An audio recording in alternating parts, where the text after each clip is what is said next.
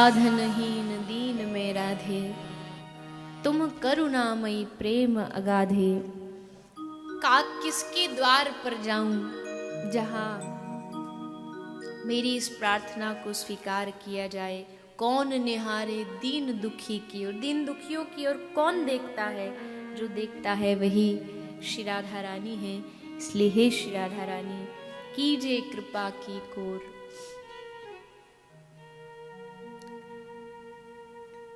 जब श्री कृष्ण ब्रज की सारी लीला को विश्राम करके मथुरा की ओर जाते हैं, अक्रूर जी लेने के लिए आते हैं श्री कृष्ण को। आज वृंदा ब्रज की जो रानी है, वृंदा महारानी, जिनके नाम से वृंदावन पड़ा, वो तुलसी, वो वृंदा आज रोज भगवान श्री राधा कृष्ण के लिए सेज सजाती थी, आज सजा रही है। पर आज जब सेज सजाती है तो उसे पता है कि आज ये अंतिम बार है जब वो राधा कृष्ण के लिए सेज सजा रही है। कृष्ण आए, कृष्ण ने आकर के वृंदा से कहा कि वृंदा, आज बड़ी देर हो गई, तूने सेज सजाने में इतनी देर क्यों कर दी? वृंदा कहती है, कौन सी सेज? विरह कांटों की सेज सजाने के लिए तुम तैयारी कर रहे हो। मैं जानती हूं कि तुम राधा को छोड़ करके जाने वाले हो। कह क्यों नहीं देते राधा से? ये नाटक क्यों? कृष्ण वृंदा के हाथ जोड़ते हैं, हे वृंदा, राधा को मत कहना, नहीं तो वो जीते जी सहन नहीं कर पाएगी। वृंदा कहती है, कब तक छुपाओगी? एक दिन तो राधा को बताना ही पड़ेगा कि अब समय आ गया है।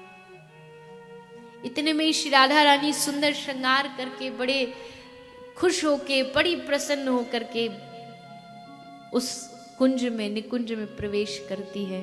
आवाज लगाती, श्याम सुंदर, श्याम सुंदर। वृंदा कहती है, लो आ गई राधा, बता दो उनको, कह दो कि मैं जा रहा हूं। आई श्री राधा रानी, देखा कृष्ण रोज मुस्कुराते, पर आज तो चेहरे पर कोई प्रसन्नता नहीं। राधा रानी ने पूछा, क्या हुआ प्यारे? कुछ मुझसे भूल हो गई क्या? मैंने कुछ ऐसा किया जिससे आपको ठेस पहुंची हो? नहीं नहीं राधा, तू कोई ऐसा काम कर ही नहीं सकती जिससे मुझे ठेस पहुंचे। पर आज मन बड़ा भारी है। तभी सामने से एक रथ आया, रथ से श्री अक्रूर जी उतरे। अक्रूर जी ने उतर के प्रणाम किया, हे श्याम सुंदर प्रणाम। राधा रानी ने देखा ये कौन आदमी आया है, पूछा, कौन है तू? मेरा नाम अक्रूर है। यहां क्यों आया है? वृंदा कहती, बोलो बताओ क्यों आए हो यहां पर? कृष्ण से कहती, बताओ किस लिए आया है? अक्रूर ने कहा, मैं कृष्ण को ले जाने के लिए आया हूं। पूरा वृंदावन एकदम सन्नाटा छा गया।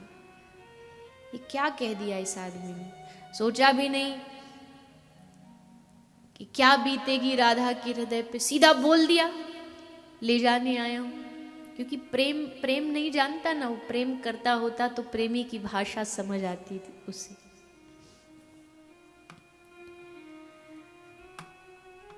लेकिन जब श्री राधा रानी ने देखा, नाम पूछा कि मेरा नाम अक्रूर है,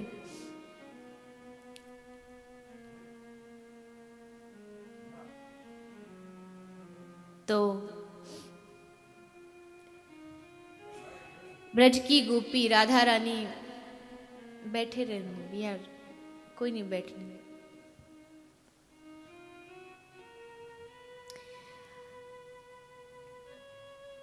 उस समय सारे ब्रज में उदासी छा गई।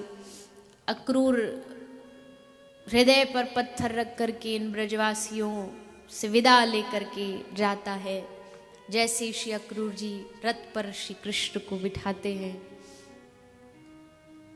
भागी भागी यशोदा आई।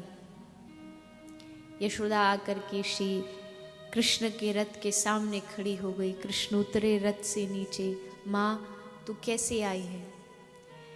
यशोदा की आंखें भर गई और यशोदा बोली, हे कृष्ण, जब रात को अक्रूर आया था तो कह रहा था, आपस में नंद और अक्रूर जी बात कर रहे थे, और अक्रूर ने कहा कि तू मेरा बेटा नहीं है, तू देवकी का पुत्र है।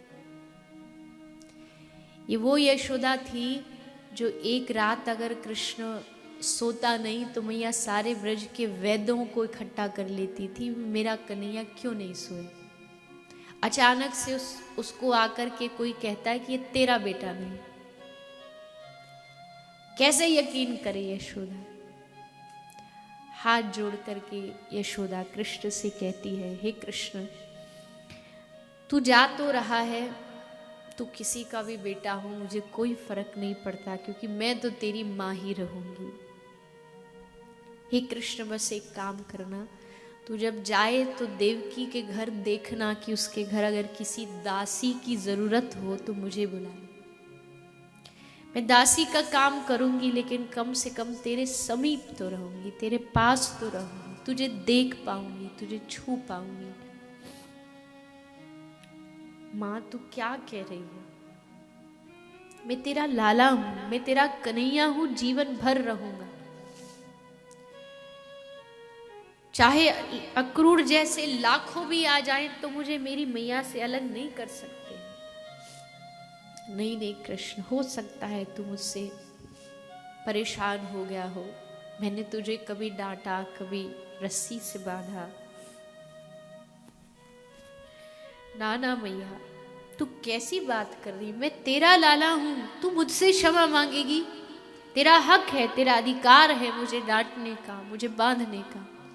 और मैया मैं क्या, मेरे जैसे लाखों कृष्ण भी पैदा हो जाए तो यशोदा का ऋण नहीं उतार सकता मैं।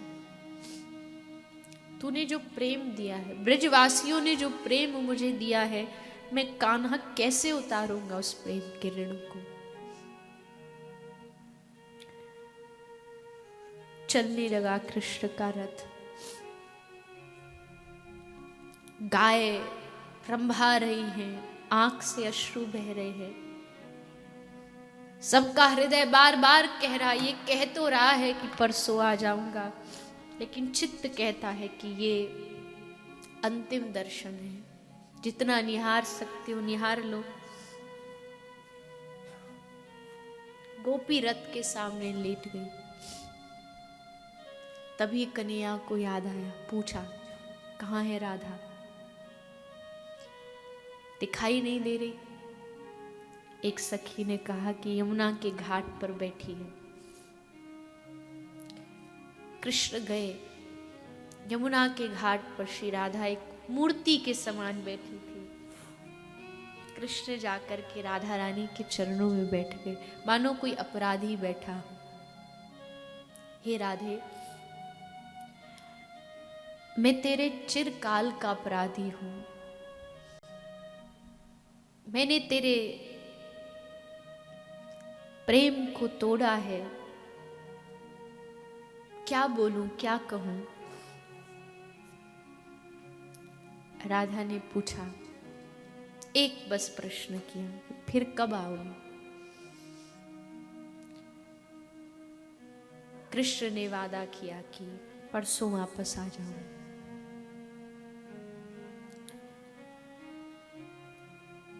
कृष्ण के फेट में एक बांसुरी थी, उसको निकाल करके राधा के हाथ में दिया